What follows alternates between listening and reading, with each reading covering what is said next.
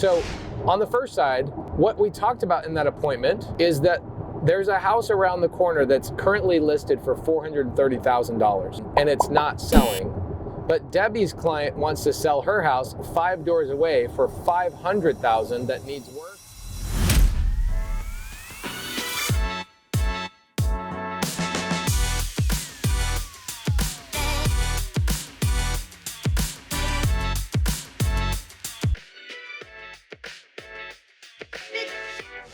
All right, guys, so we just wrapped up that meeting with Debbie, the real estate agent, and a couple of things that I want to tie into patience. Okay, number one, the purchase price of the house and buying a house that is overvalued creatively and justifying it by applying patience. That's one thing. And the second thing I want to talk about is how that appointment with the agent is going to require patience for that seller to actually do a deal with me.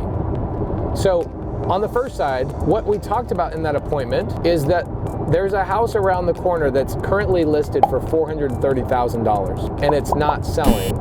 But Debbie's client wants to sell her house 5 doors away for $500,000 that needs work, overgrown landscape, kind of smells a little bit like somebody's lived in it, just kind of, chirping batteries, all the things, no power, no water. It just shows horribly, but they want to sell it for $500,000. Why would I buy a deal at $500,000 and there's a house down the road selling for $430,000? Here's why I would do it. I would literally do it just to show you guys that it doesn't matter when you buy real estate.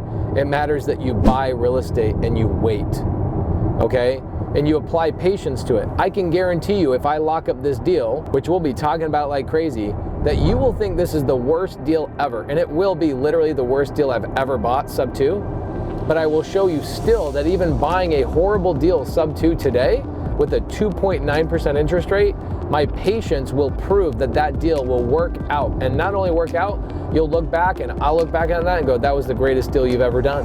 When you take a deal of real estate and you apply patience and time, the deal becomes unbelievable and it becomes powerful. So that's the first thing I want to point out. The second thing I want to point out is when you're negotiating with a seller and you're negotiating with an agent, they are always going to believe that their house is worth more than it really is. They're always going to believe that they should get better things than they, what's funny is they were talking about how, well, my client, you guys, I'm in self-drive mode, just FYI, so don't talk about me driving. This car is a Tesla, it's self-driving. I don't need to touch it, okay? Chill out. I can text and do whatever I want.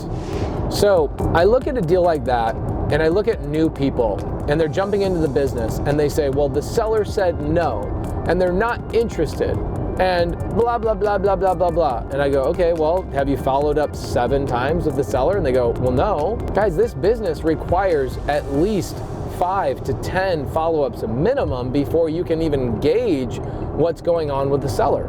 How can you build rapport? How can you build credibility? How can you show the seller you're consistent? How can you do anything in one phone call? Okay? The problem is on YouTube, like my seller calls that you guys see, those look like one call wonders and that you're just like, oh, I guess I'm supposed to close every seller on one call. No, a lot of those leads and a lot of those phone calls were cultivated and nourished for 2 or 3 weeks before it became an opportunity for us. So that seller in that appointment, you heard me say, look, your seller I want your seller to go from I'm open to it to I'm ready. And maybe all that's going to take is for him to get kicked in the face by the market for a couple more months. By the way, I'm self-driving, so chill out. Maybe he just needs to get kicked in the face a couple of times and then it'll come back to me. And I told her in that appointment, you guys heard it, I go, look, today he's going to get a great deal. In 3 months, I'm getting a great deal because this isn't getting any better for him. So if you're an agent right now and you think the market's getting any better in 2022, 23, 24, 25, it's not going to happen. The real estate market is going to continue to trend downward. People that understand creative finance and understand how to creatively offload a property are going to win. And more importantly, people that have patience in real estate are going to win and they're going to dominate. So if you guys are trying to learn more of this stuff, there's a link to my mentorship down below in the description. Also, we'll be doing more and more follow-ups on this specific video, so you guys stay tuned. Make sure you subscribe because if I were you, I'd want to see what happens with this Debbie situation. Is Pace going to get the deal? Is Pace going to buy the worst deal of all time? And in 3 years on the YouTube channel, is Pace going to prove to us that the best deal in real estate is the one you sat on and you waited for it to ripen? Yes. There's a police officer, and we out.